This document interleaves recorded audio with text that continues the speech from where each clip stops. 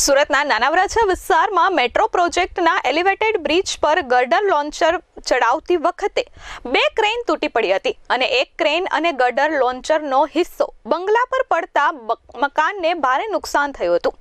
મકાન માલિકે નુકસાનીનો સર્વે નહીં થાય ત્યાં સુધી ક્રેન નહીં ઉતારવા દે તેવું સ્પષ્ટપણે કહી દીધું હતું. જો કે હવે મકાન માલિકે મંજૂરી આપતા ક્રેન ઉતારવા માટેનું કામ શરૂ કરવામાં આવ્યું છે.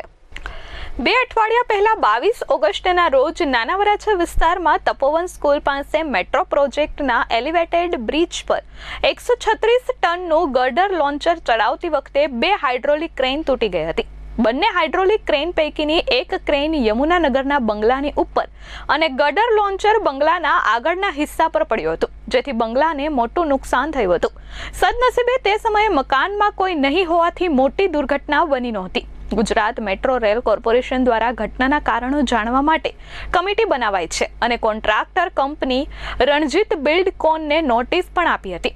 તેની સાથે જ ઘટના બાદ પહોંચેલા બંગલા માલિક મહેશ દેસાઈએ ઘરની નુકસાનીનો સર્વે કરવા માટે એજન્સીઓ મૂકી છે. તેમણે મેટ્રો કંપનીને જ્યાં સુધી નુકસાનીનો સર્વે નહીં થાય ત્યાં સુધી ક્રેન નહીં ઉતારવાની સૂચના પણ આપી હતી. ટેકનિકલ કારણોસર ક્રેન ઉતારવી પડે તેમ હોવાથી બંગલાના માલિક મહેશ દેસાઈએ ગુજરાત મેટ્રો રેલ કોર્પોરેશનને ક્રેન ઉતારવા માટેની મંજૂરી આપી છે.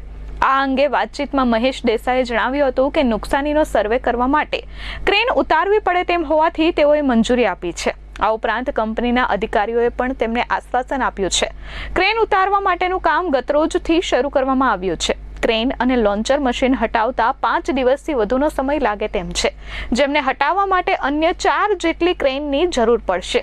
ક્રેન અને લોન્ચર મશીન હટાવ્યા બાદ બંગલાનો રિપોર્ટ કરવામાં આવશે. ગુજરાત મેટ્રો રેલ દ્વારા SVNITને રિપોર્ટ માટે જણાવવામાં આવ્યું છે, જ્યારે બંગલા માલિક દ્વારા પણ પ્રાઇવેટ એજન્સીને રાખવામાં આવી છે. બંગલામાં થયેલા નુકસાનનો જે પણ રિપોર્ટ આવશે તે આધારે કોન્ટ્રાક્ટ કંપની તે નુકસાનીને રિપેર કરી આપશે.